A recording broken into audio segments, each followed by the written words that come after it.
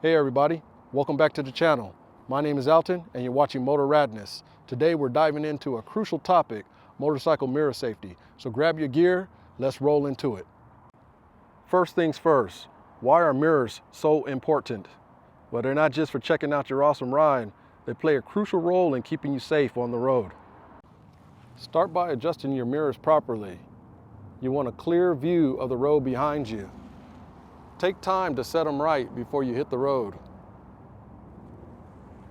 Tilt your mirror slightly downward to catch a glimpse of your blind spots.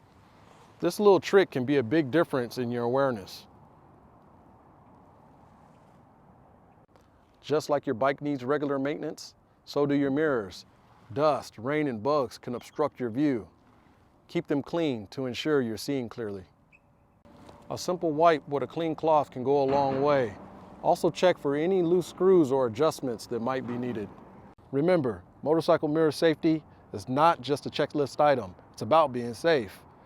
Stay aware and adjust those mirrors. If you found this video helpful, give it a thumbs up. Subscribe for more tips, and until next time, thanks for watching.